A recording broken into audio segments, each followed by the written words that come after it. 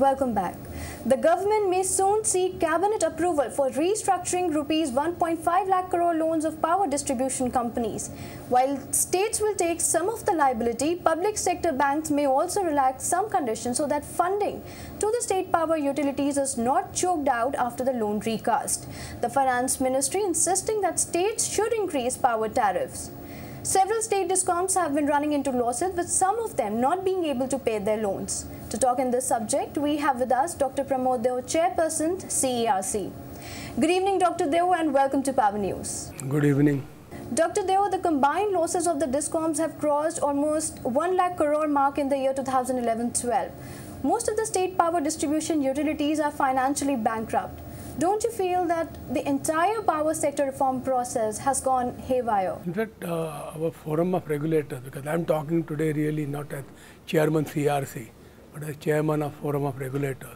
Because last year we did a study of 10 state discoms, and we found their financial health very alarming.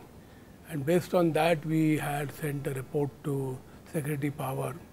And then the Ministry of Power moved appellate tribunal, and then appellate tribunal conducted suo motu hearings, and the famous order has been given where it has been made very clear that it is the responsibility of the state regulators to undertake tariff revision periodically, regular basis, and they should cover all the revenue gap. And another important thing is that in case no petition is filed by a discom, in that case they had to undertake this process on their own, what we call as the suo motu proceedings. It is not that the process has gone completely, it had derailed, but I think it's being brought on rail. To bring reform in the power sector, state power regulator has to play a very important role. But it has been observed that many state regulators have not been carrying out annual tariff revision mandated by the Electricity Act. Don't you think that the performance of state regulators should also be reviewed periodically? In fact, we had discussed this in our FR meeting, last meeting, and we have constituted our own working group to evolve some guidelines to measure regulators' performance. So it is a kind of based on a self-assessment how it should be done and what agency should do it, because that's also very important. Tariff for agriculture is a very sensitive political issue, and I am quite sure that the legislature will be very happy if there is no tariff revision. In fact, tariffs are reduced. So that's why I think the legislature cannot perform that function because of that inherent limitation. So we will have to look at some third agency which can do that and come out with a rating of regulators. Committee also suggested that distribution utilities should be heavily penalized if they fail to submit annual revenue requirement and the tariff revision proposal to the regulator. As well as regulators have to do their job of regular fixing of tariff irrespective of whether the utility has filed the application or not. What is your take on this? See, as far as the penalty is concerned, it will require amendment in the law, because it is not provided that whatever the penalty that the regulator can impose is very limited. For each violation, only 1 lakh. The return on equity, which is allowed, say like 15%, 16%, whatever, that will get reduced.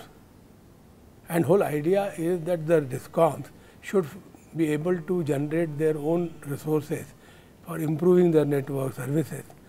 But the punishment should not be passed on to the consumers. It should be on the account of that. But again, it finally boils down to that they should function as commercial institutions. The centre has agreed to a loan relief for ailing power distribution companies, but is insisting that state governments and the utilities take over the entire burden of rupees 1.5 lakh crore, instead of banks taking over half the liability. Do you feel utilities can take over the entire financial burden? Well, I don't know, because this is still at a process, because it's not what the final is. But obviously, how it is to be shared is really the matter to be decided between governments, state government, central government, and the regulator, the regulated bodies, being the discoms. They will have to take that responsibility, because after all, these losses have been accumulating because of various political considerations. Division has not been done. By January 2011, power regulators had to bring down the cross-subsidy within plus and minus 20% of the average tariff. Any excess cost incurred by the utility due to unforeseen high-cost purchases of power was to be passed through in the tariff. Most regulators have failed on each of these issues.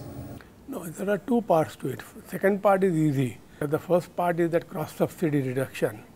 That is more complicated because how you decide the tariff. Appellate tribunal judgment and also in the law is the provision that there has to be a complete fuel adjustment pass-through.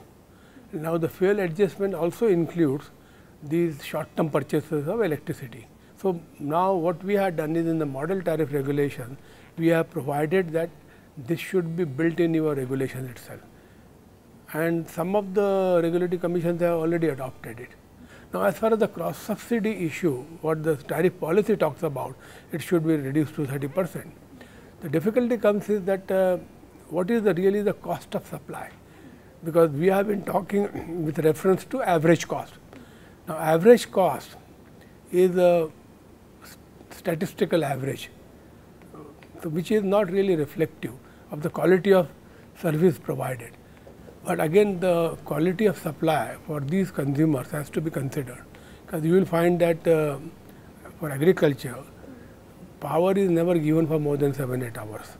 When the expensive power purchases are made, they are made to meet the requirement of industry, those who are continuous process or those who need 24/7. So, then that cost should be allocated to them.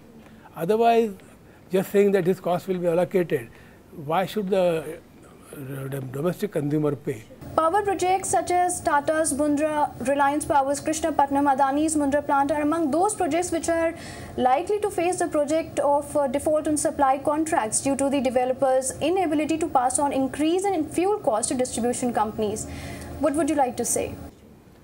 See, all these projects you are referred to, they were all awarded on the basis of competitive bidding, and under the competitive bidding, regulator has a very limited role. Regulator has to see whether the guidelines have been followed, and based on that, tariff is to be adopted. So, having adopted that tariff, now there are other circumstances. If you want to reopen, basically it is a matter of dispute now between these generators and the beneficiary states. So, as a regulator, I would put it that if it comes as a dispute to the regulator for adjudication, the matter can be entertained, but then I do not know what the outcome would be. Well, there would be others who had competed for the same bid, and they may have objection if you were to go only by that. But if it is a matter of adjudication based on the pragmatic approach, saying that if the state discoms were to go for new bids, they will have to pay even more. So, if they are willing for some adjustment, so it is a matter of adjudication. Thanks, Dr. Deo, for joining us in Power News.